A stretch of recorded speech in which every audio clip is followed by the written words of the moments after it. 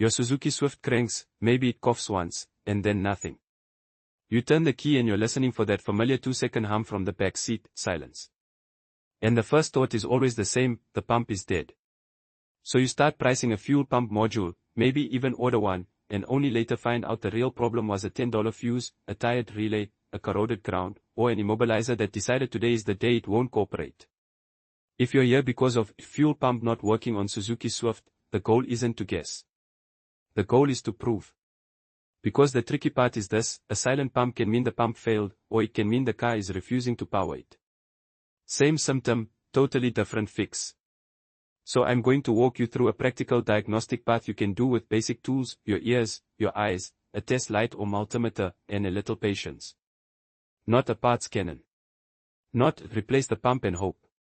A decision path where every check tells you what to do next. First, a quick reality check on what fuel pump not working actually looks like. There are 3 common versions. 1. No prime sound at key on and the engine won't start. 2. It starts and dies after a second or two, like it ran on whatever fuel was left in the rail. 3. It runs sometimes, then stalls randomly, often when hot, and later restarts like nothing happened. All 3 can be pump related, but only one of them is a slam dunk pump failure, and even that one needs proof. Before you touch anything electrical, do the 2 fastest rule outs that save the most time. First, confirm there's actually fuel in the tank. Not, the gauge says a quarter. If the gauge is wrong or the car's parked on a slope, you can chase ghosts for hours. If you can, add a few gallons or liters. Second, check battery health. A weak battery can crank the engine but drop voltage enough that the ECU, relay, or pump won't behave normally. If the starter sounds slow or the dash lights dim hard during crank, charge the battery or jump it properly before diagnosing the fuel system. Low voltage creates fake failures. Now listen for the prime correctly. In many cars, the pump runs for a short burst when you turn the key to on, then stops until the engine is cranking or running. On some setups, that prime can be very short, and if the immobilizer is active, it may not prime at all. So don't just turn the key once and decide. Try this, quiet environment, doors closed, key from off to on, and listen from the rear seat area or near the fuel filler. If you hear a brief hum, that's valuable. It doesn't guarantee good pressure, but it proves the circuit can at least run the pump sometimes. While you're at the dash, look for security or immobilizer behavior. I'm not going to claim every Swift behaves the same across all years and markets, but the principle is consistent. If the immobilizer doesn't recognize the key, the car may crank but it won't allow fuel delivery the normal way. If you see a security light acting abnormal, or you have a key that's been acting up, keep that in mind. It doesn't mean immobilizer for sure, it means don't buy a pump yet. Safety, quickly, because fuel vapor is not forgiving. Don't smoke, don't use an open flame, don't create sparks near the tank access. If you're going to unplug connectors, turn the key off. If you're going to apply power directly to a pump, you do it carefully, briefly, and with proper fused leads. The goal is diagnosis, not a fireworks show. Now we move from guessing to testing. Here's the core idea, the pump needs power and ground, and it needs to be commanded on. If any one of those is missing, the pump will be silent. Your job is to find which one. Start with fuses, because they're fast and they're real. Don't just look at them. Test them. A fuse can crack where you can't see it, and sometimes it fails under load. Use a test light or multimeter. You're looking for battery voltage on both sides of the fuse with the key in the appropriate position. There may be more than one fuse involved, a fuel pump fuse, an EFI or engine control fuse, and sometimes a main fuse that feeds the relay. If you find a blown fuse, don't stop it, replace it. Ask why it blew. A pump that's seizing can draw too much current and pop a fuse. A rubbed-through wire can do the same. If you replace the fuse and it pops again immediately, that's a clue you have a short or an overloaded pump circuit. Next is the relay. The fuel pump relay is the gatekeeper between the battery feed and the pump. Relays fail in 2 common ways: the coil side doesn't get commanded, or the contact side is burned and won't pass current even though it clicks. People love that, I hear it click so it's fine, logic. That's not reliable. A relay can click and still not deliver power. If you can access the relay box, you can do a simple sanity check. With the key turned to on, do you feel or hear the relay click? If you don't, it could still be okay, because some cars only energize it during crank. So try again while someone cranks the engine. If it never clicks, that points you toward a control problem. The ECU isn't commanding it, the relay coil isn't getting power, or the ground/control path is broken. If it does click, don't celebrate yet. You still need to know if power is actually reaching the pump. This is where a test light is often better than a multimeter. A multimeter can show you 12 volts through a bad connection that collapses under load. A test light puts a small load on the circuit and can reveal weak power feeds and corroded connectors. Now, where do you test? Ideally at the fuel pump connector. Many Swifts have access to the pump under the rear seat area, under an access cover.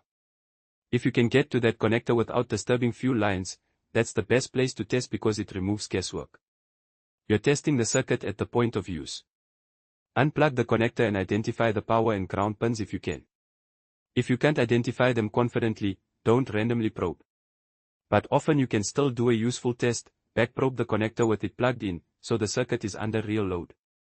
Then have someone turn the key to on and crank the engine while you watch voltage. Here's what you're looking for: do you get battery voltage at the pump for a moment at key on, or at least during cranking? If you see a solid voltage during crank and the pump is silent, that's a strong sign the pump motor is not running or the ground is bad. If you see no voltage at all, that's upstream, fuse, relay, wiring, ECU command, immobilizer, or an aftermarket cut. Let's split those parts. Path 1, you have voltage at the pump during crank, but no sound, no start.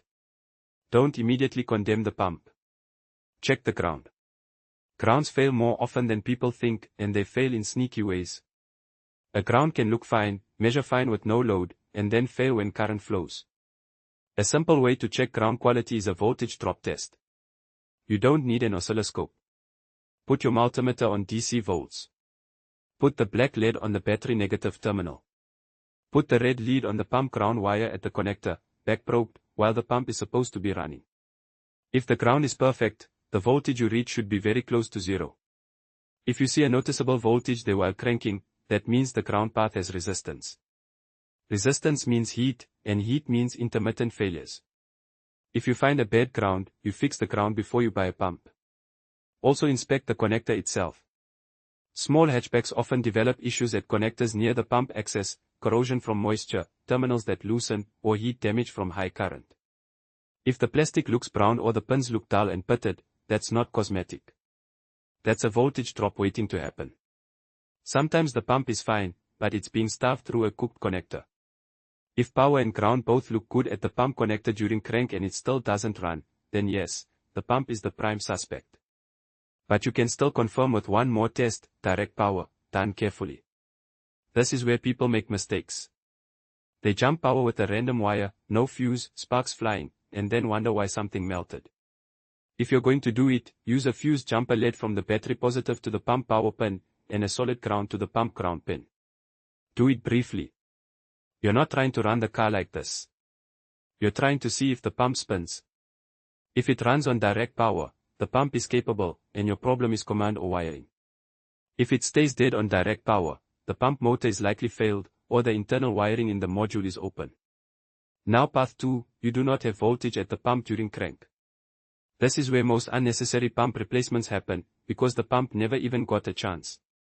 Go back upstream. Confirm the fuses again, but this time think in terms of the whole chain. There's usually a battery feed to a fuse, then to the relay contact, then out to the pump. Separately, there's a relay coil feed and a relay coil control, often controlled by the ECU. If the ECU doesn't ground the relay coil, the relay never closes, and the pump never gets power. A quick and surprisingly effective test is a relay swap, but only if you do it intelligently. Don't swap random relays that look the same. Use the diagram on the relay box cover or the relay part number. If there's another identical relay for something non-critical, you can swap temporarily to see if the symptom changes. If the car suddenly primes and starts, you didn't fix the car, you identified a likely bad relay. Replace it with the correct rating. If swapping doesn't help, you need to know whether the relay is being commanded. If you can access the relay socket, you can test for power at the coil feed with key on, and for the ECU control during crank. Even without a wiring diagram, you can often identify the coil pins because they're the smaller current side, and the contact pins are the heavier current side. But if you're not confident, don't guess and short things. The safer approach is to test at the pump connector and then trace back to the relay output wire if you can. Here's a nuance that trips people: some cars won't run the pump unless the ECU sees an engine speed signal while cranking. That means if there's a crankshaft position sensor issue, the ECU may not command the pump relay. The symptom looks like a dead pump, but the real issue is the ECU doesn't think the engine is turning. You can sometimes spot this because you'll have no injector pulse and no spark as well. If you have a scan tool, even a basic one, check for RPM while cranking. If RPM stays at 0, that's a huge clue. I'm not saying replace the crank sensor blindly, but it tells you the pump might be innocent. Another nuance: aftermarket alarms and immobilizers. These often cut power to the fuel pump circuit or the relay control. The car can crank all day, and the pump will be silent, and everything else will look normal.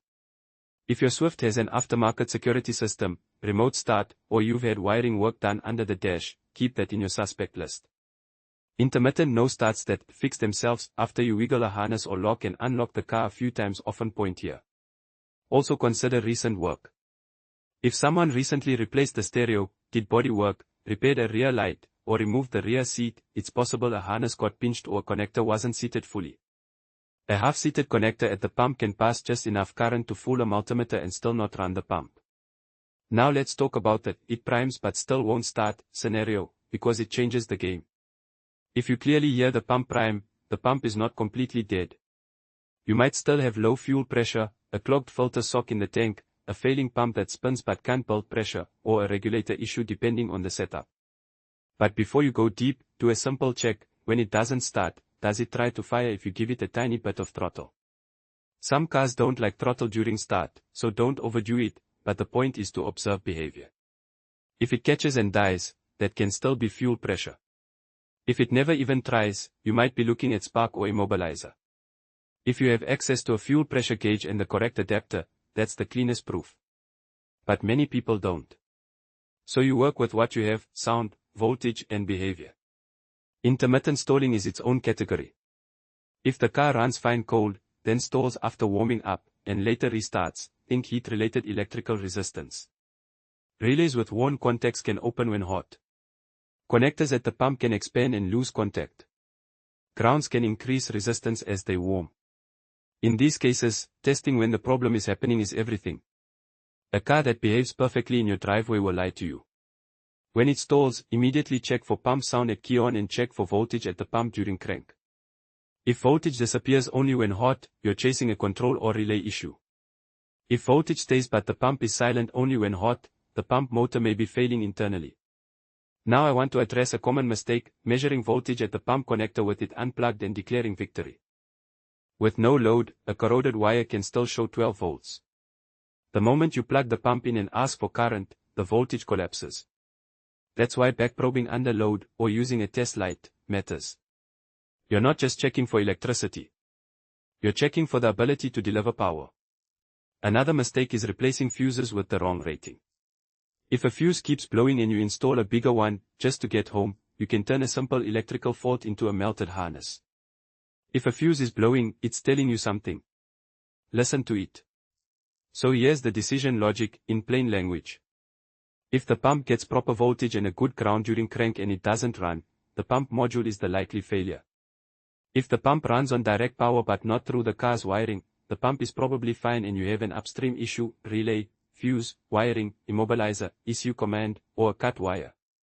If there's no voltage at the pump during crank, don't touch the pump yet. Prove why the voltage is missing. And if you're thinking, okay, but what should I replace first? The honest answer is, replace what you can prove is bad. But if you need a practical priority, start with the cheapest proven points. A known blown fuse with a clear cause. A relay that fails a swap test. A burnt connector you can see and measure voltage drop across. A corroded ground you can clean and retest. Only after those are ruled out does a pump replacement make sense.